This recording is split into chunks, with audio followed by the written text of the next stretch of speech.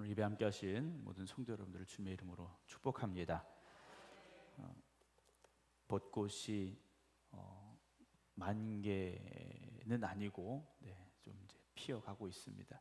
오늘 시내에 좀 금왕 시내에 일이 있어서 갔었는데 금왕은 훨씬 더 많이 폈더라고요. 그래서 금왕이 여기 생각보다 좀 더 따뜻한가 생각을 해봤는데요. 그 화무 11홍이라는 한자어가 있습니다. 화무 11홍이라는 한자가 있는데 간단히 말씀을 드리면 아무리 예쁜 꽃이라고 할지라도 길어야 며칠입니까? 10일이라는 겁니다. 아무리 예쁜 꽃도 그 꽃해를 자랑하는 게 10일이면 끝난다라는 얘기지 않습니까? 그러면 우리는 정말 꽃 피울 수 있는 시간이 얼마나 될까라는 생각을 해봐요. 신앙의 꽃을 피울 수 있는 시간들. 죄송합니다만 우리 성도님들이 아무리 열심히 있어도요,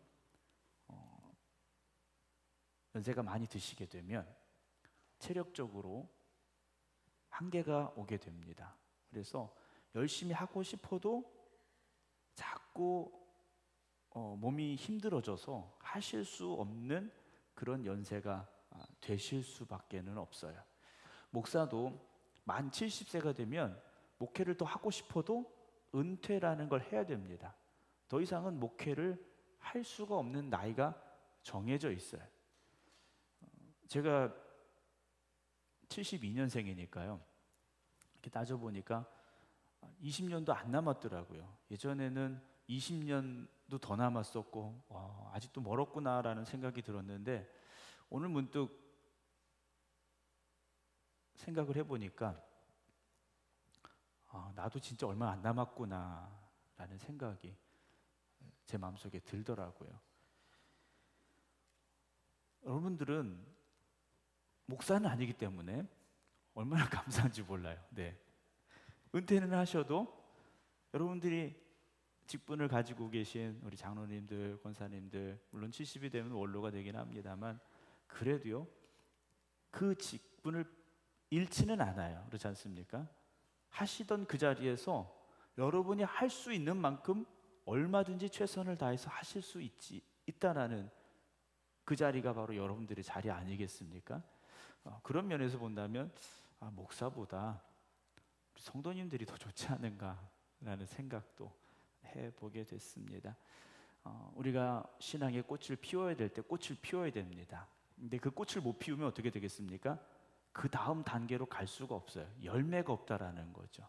그러니까 여러분들이 열심히 신앙의 꽃을 피우는 것은 결국 신앙의 열매를 맺어가기 위함이라는 것을 잊지 마시기 바랍니다.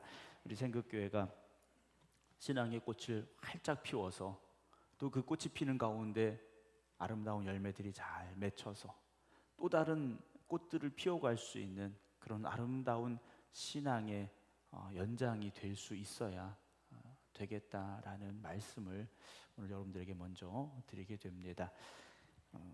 비가 막 갑자기 쏟아져 가지고요, 비가 조금 온다고 그랬었거든요. 예보에 조금 온다고 그랬는데 갑자기 막 쏟아졌네요. 이제 대통령 선거를 앞두고 있습니다.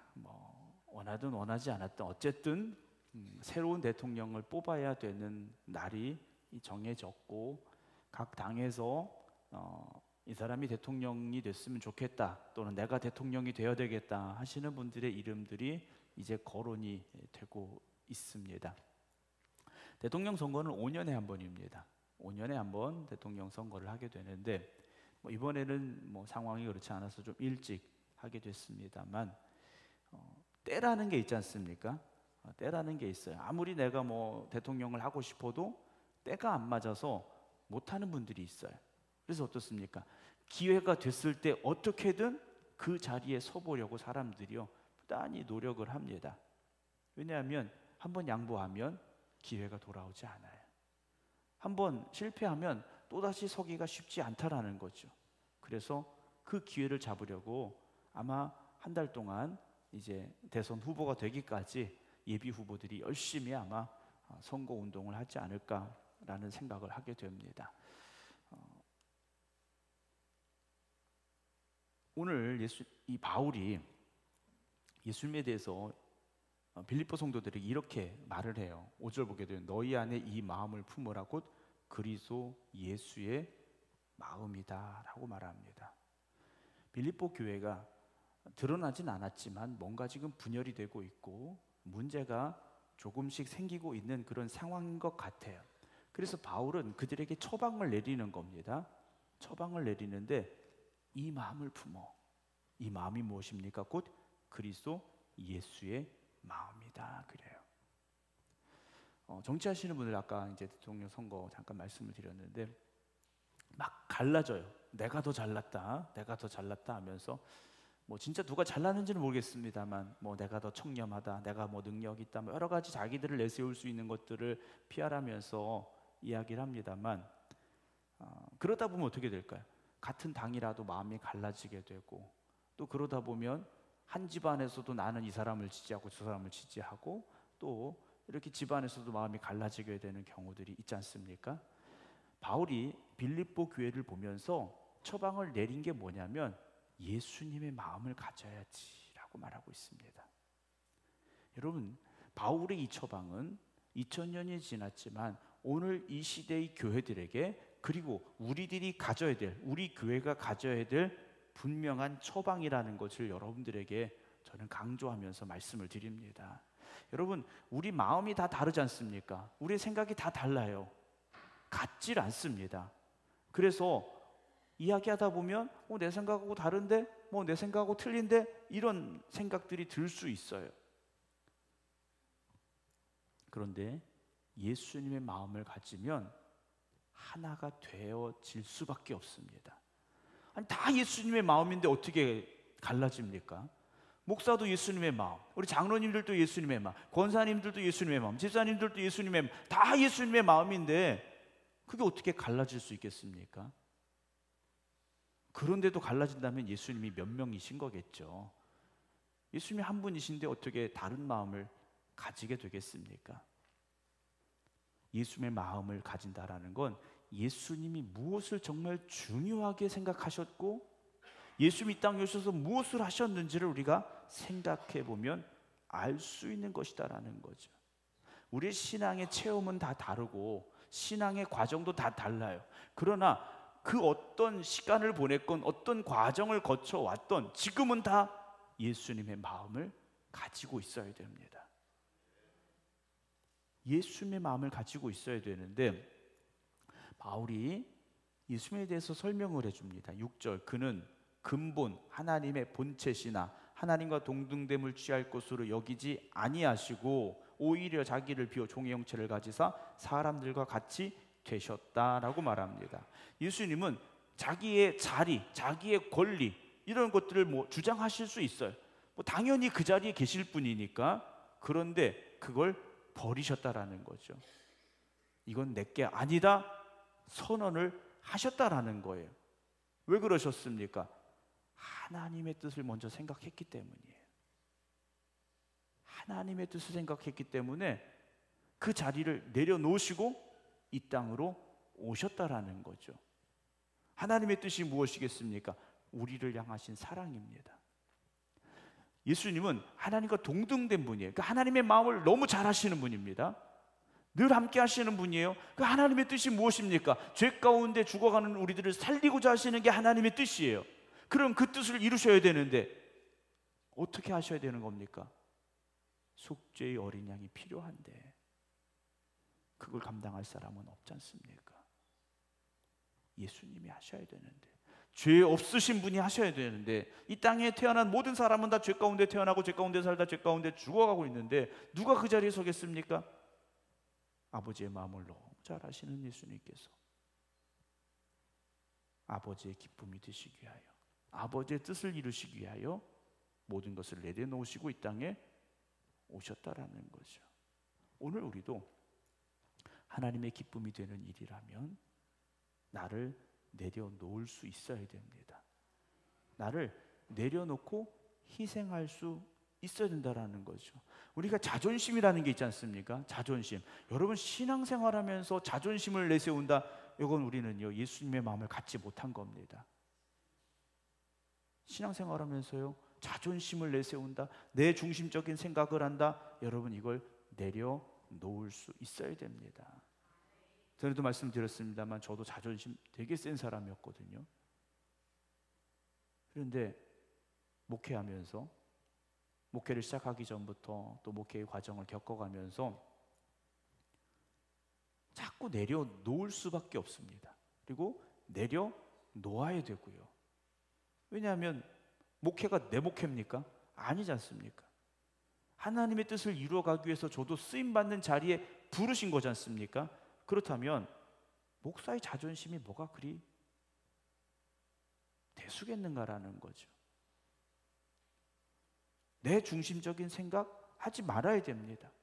주님도 말씀하시지 않습니까? 섬김을 받으러 온 게 아니라 섬기러 오셨다고 말씀하셨어요.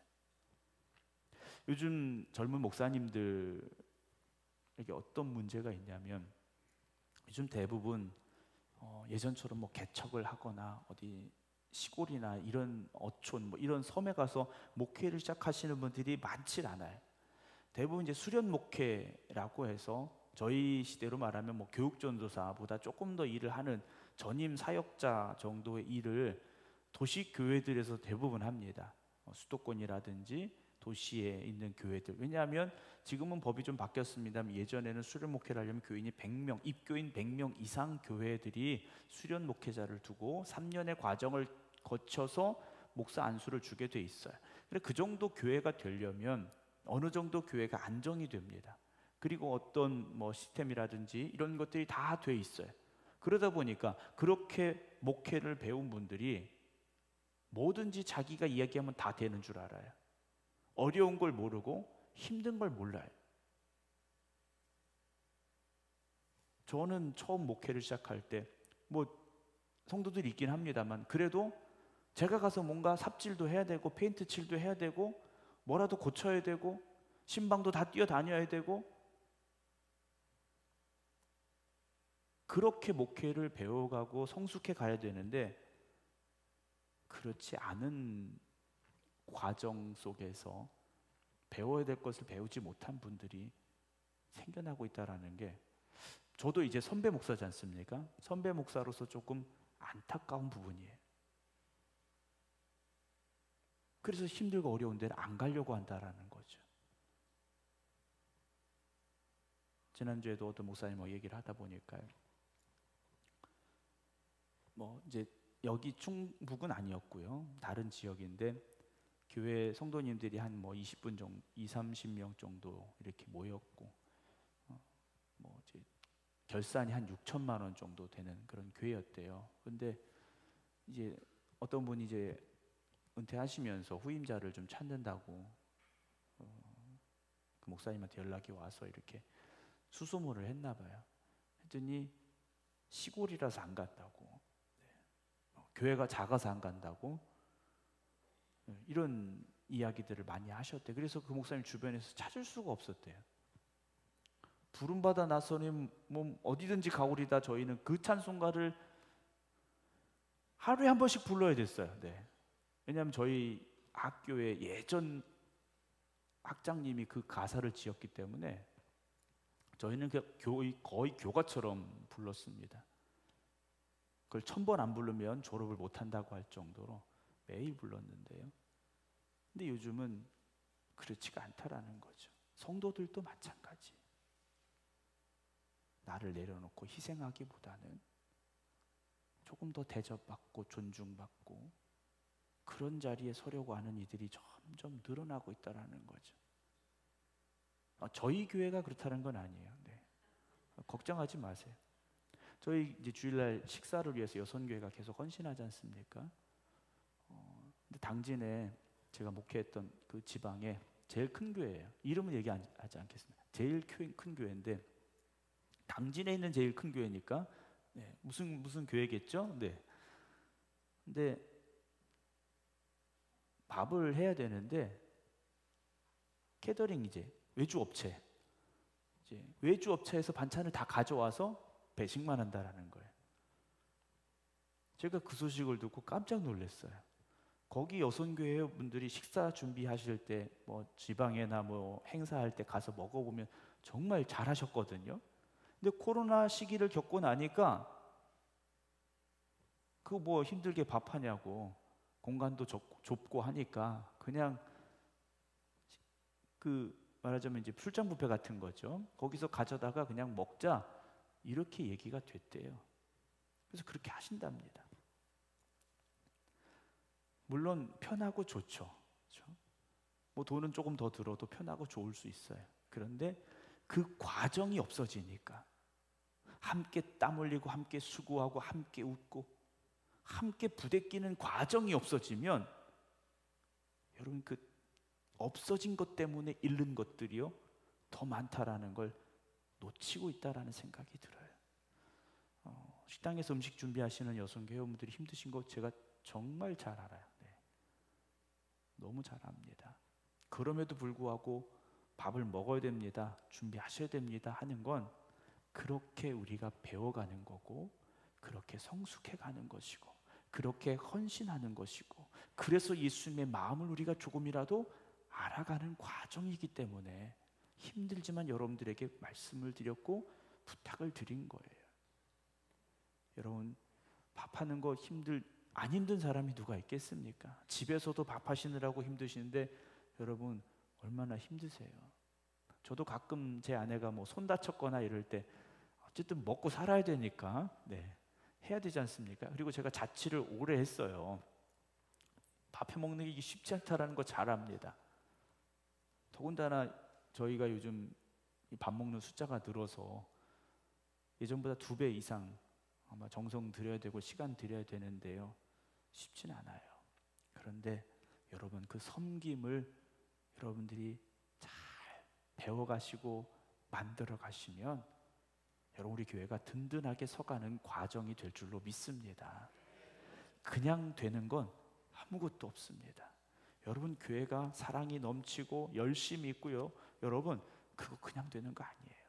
누군가의 헌신이 있어야 되고, 누군가의 섬김이 있어야 되고요, 누군가의 희생이 있어야 되는 겁니다. 그래서 제가 늘 말씀드리잖아요. 교회는요 땀과 눈물 없이는요 세워지지가 않습니다. 땀과 눈물이 없으면요 교회는요 흔들릴 수밖에 없습니다. 주님께서 오히려 자기를 비웠다 그러셨어요.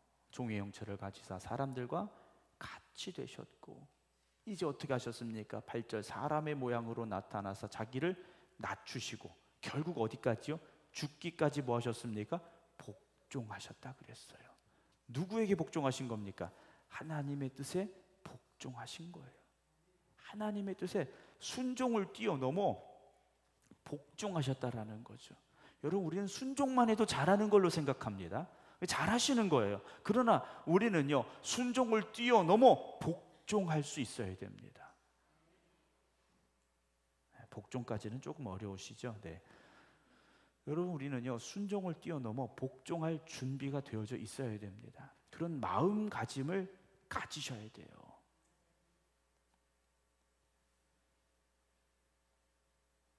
제가 2002년 3월에 이제 목사 안수를 받았는데요, 저기 목회하면서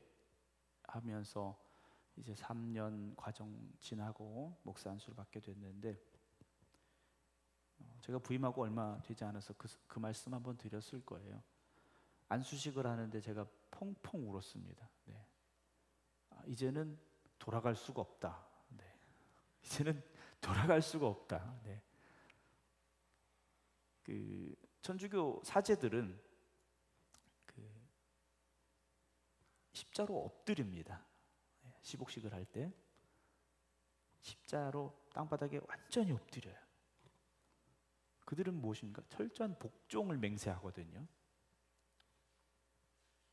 근데 우리는 좀 내 마음에 안 들면 안 돼요, 싫어요, 못 해요. 네.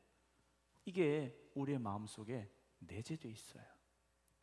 사랑하는 성도 여러분, 순종을 뛰어넘어 복종하기를 주님의 이름으로 축원합니다. 순종이 쉽지 않습니다. 하물며 복종은 너무 어려워요. 왜냐? 복종은 결국 무엇입니까? 나를 죽여야 되는 겁니다. 나를 꺾는 게 아니라 나를 죽여야 할 수 있는 게 복종이에요. 이건 무조건적인 순종인 겁니다. 무조건적인 순종인 거예요. 다른 어떤 환경과 조건, 어떤 상황들에 구애받지 않고 하나님이 말씀이시라면 나는 그대로 하겠습니다. 그게 복종인 거지 않습니까? 여러분, 그런 신앙의 성숙함을 이뤄갈 수 있는 우리 생극교회 되기를 주님의 이름으로 축원합니다. 이렇게 죽기까지 복종하셨어요. 곧 십자가에서 죽으셨습니다. 진짜 죽으셨잖아요. 10절 봅니다. 아니 9절 봅니다. 이러므로 하나님이 그를 지극히 높여 모든 이름에 뛰어난 이름을 주사 하늘에 있는 자들과 땅에 있는 자들과 땅 아래에 있는 자들로 모든 무릎을 예수의 이름에 꿇게 하셨다라고 되어 있어요. 주님이 낮아지셨는데 더 낮아질 수 없을 정도로 낮아지셨다라는 거죠.